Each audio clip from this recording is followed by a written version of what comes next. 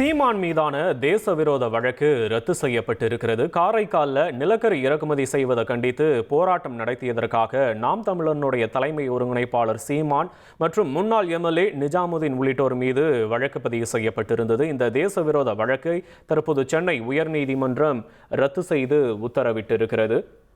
அரசிடம் முறையான அனுமதி பெறாமல் பதிவு செய்யப்பட்ட வழக்கை ரத்து செய்ய கோரி இந்திய தேசிய லீக் கட்சியினுடைய முன்னாள் எம்எல்ஏ நிஜாமுதீன் வழக்கு தொடர்ந்த நிலையில் தற்போது இந்த தேச விரோத வழக்கு ரத்து செய்யப்பட்டிருக்கிறது. கூடுதல் விவரங்களை செய்தியாளர் சுரேஷ் வழங்க கேட்கலாம். சுரேஷ் வணக்கம். இந்த வழக்கு தொடர்பான முழு விவரங்களை பதிவு பண்ணலாம். சுரேஷ் வணக்கம்.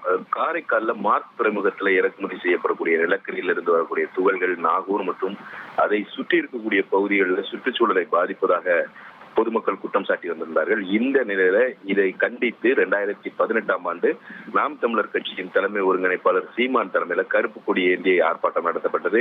இதையடுத்து சீமான், நாகப்பட்டினம் முன்னாள் எம்எல்ஏ நிஜாமுதீன் உள்ளிட்டோருக்கு எதிராக தேச விரோத சட்டத்தின் கீழ் வழக்கு பதிவு செய்யப்பட்டிருந்தது.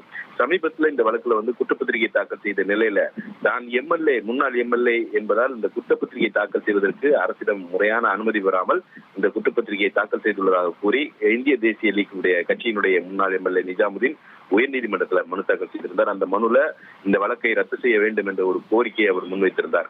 இந்த மனுவை விசாரித்த நீதிபதி ஜெகதீஷ் சந்திரா இந்த வழக்கை பொறுத்தவரையும் நாம் தமிழர் கட்சியினுடைய தலைமை ஒருங்கிணைப்பாளர் சீமான் மற்றும் முன்னாள் எம்எல்ஏ நிஜாமுதீன் ஆகியோருக்கு எதிரான இந்த தேச துரோக வழக்கை ரத்து செய்து உத்தரவிட்டிருக்கிறார். உங்களுடைய விவரங்களுக்கு நன்றி சுரேஷ்.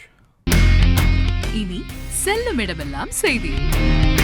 தந்தி டிவியின் வாட்ஸ்அப் சேனலை ஃபாலோ பண்ணினா செல்ல இருக்கும் இடமெல்லாம் செய்தி. இதோ QR கோட் இப்பவே ஸ்கேன் பண்ணுங்க, ஃபாலோ பண்ணுங்க.